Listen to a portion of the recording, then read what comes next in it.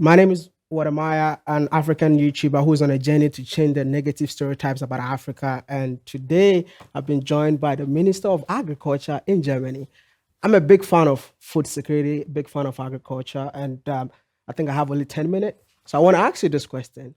The leaders of Africa today are saying that the Russia-Ukraine war has effect on food security in Africa, of which I don't understand. I mean, Russia and Ukraine is in Europe. We are on a different continent. Why must a war happen in another continent affect us on the motherland? So I just want to know from your own point of view, what do you think about this? Ukraine, as well as Russia, are very important contributors with fertilizers, or used to be, and with grain, and therefore it has an impact. Ukraine itself was one of the most important contributors for the World Food Program. So obviously the war, the unjustified war of Russia against Ukraine had a huge impact. And unfortunately, Putin is using hunger as a weapon, as he's using refugees as a tool to destabilize.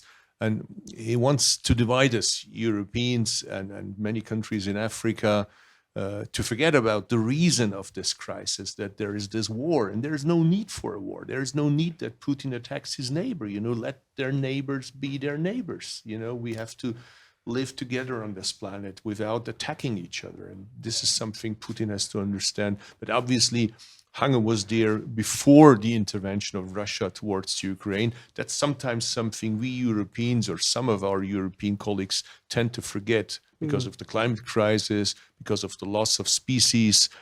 So that also has an impact. So what we have to understand is we have to fight all these crises together. Yeah, but my problem is the fact that Ukraine and Russia produces or export wheat to Africa, but Africa got the world's 60% arable land.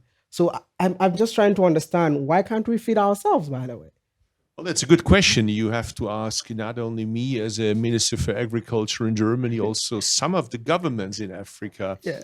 And of course, also some of the politicians that had responsibility on our side, because for a long time, the idea was we export grain to Africa to feed Africa, but Africa could feed itself if we just give local farmers back the power, if we just remember what used to be produced that was much more resilient to the climate crisis, using less water than grain from Germany. But on our side, the problem is that many people in Germany and in Europe think the solution is exports, which sometimes leads to a situation that local farmers in Africa produce more expensive than our sometimes subsidized products that we export to Africa. So we destroy your local markets. Then when some people in Africa try to come to Europe as refugees, we tell them we don't want you.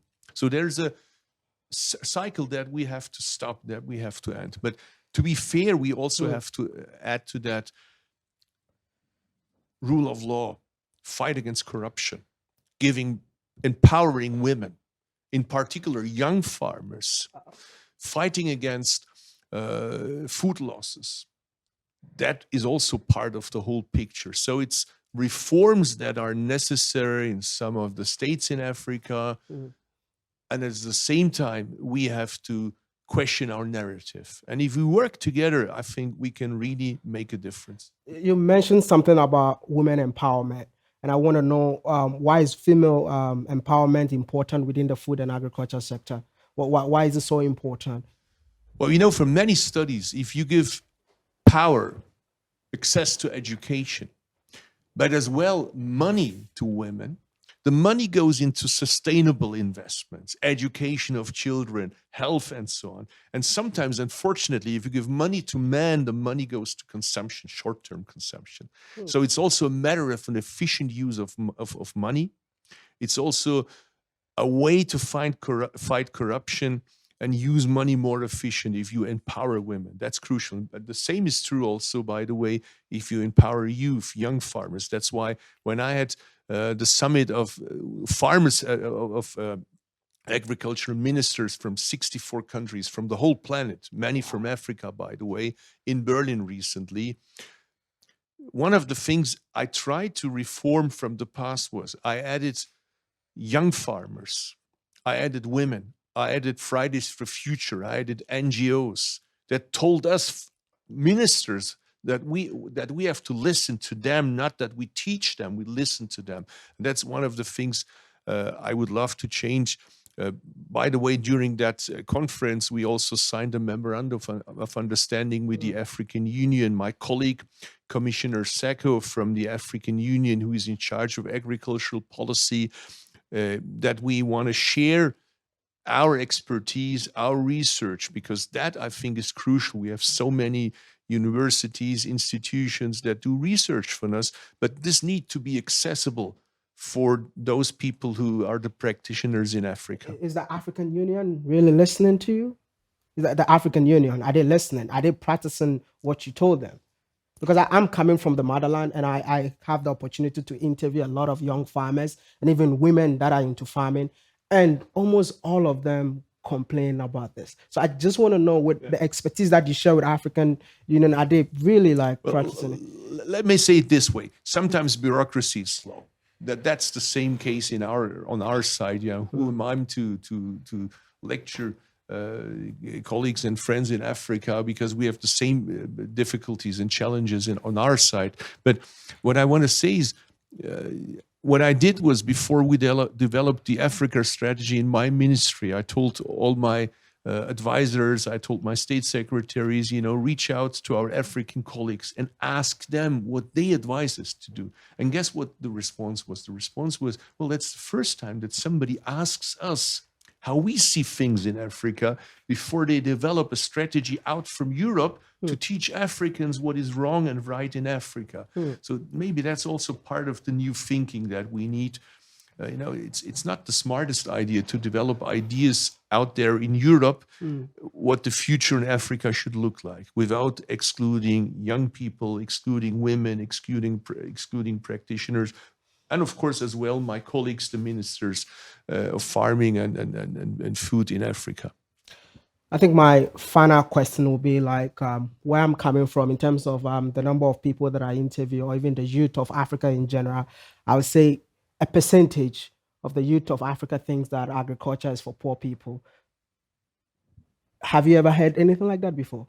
That agriculture itself, because to me, I believe that agriculture is the future, right? Agriculture is the backbone of so many economies. And rural areas are the future, because that is where we feed the world. That is where we feed our cities. And this is something we really have to value, rural areas. We really have to value farmers.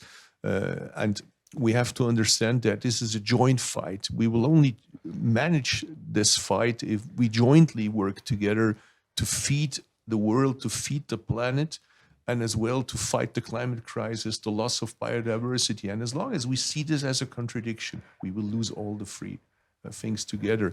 And, we have also the same debates in Germany. Many farmers give up and think that there's no future for them. So it's part of my obligation to give young farmers a future in my country. But at the same time, I'm happy to see young farmers in Africa taking the challenge, taking the responsibility. That's good news for the planet if young people decide that they want to become farmers.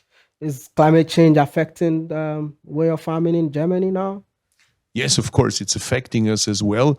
For a long time, we thought this is a problem far away for other regions of the world. We saw at the news at the evening, the news from Pakistan, from India, the heat waves, the flood catastrophe, and hunger crisis, also because of climate effects. And now we're touched by it as well. We had flood as well. We had during the summer, kind of deserts close to Berlin. So it affects us all, and we have to understand, it's a matter of time that we're all affected by us. So let's join that fight together. Before I let you go, your final message to young farmers.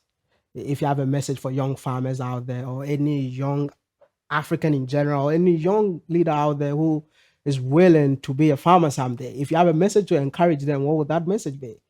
Yeah, just go out to the old wisdom. And of course, use technology, use digitalization. That's perfect. That's great, But don't repeat the mistakes we did in the past, that we thought, if we modernize without taking into consideration, that there is a price to pay if you oversee the climate effects, if you oversee the effects that we need soil, that we need nature, that we cannot fight against Mother Nature. That's the wrong path, because the money you have to invest to repair that is much more than the money you save because you go into productivity without knowing the borders of this planet. So Mother Earth has wisdom, and we should not oversee that wisdom. Thank you so much for talking to me. I really appreciate your time. Pleasure. All right. Can I shake your hands, by the way? Sure. Thank you. Thank you.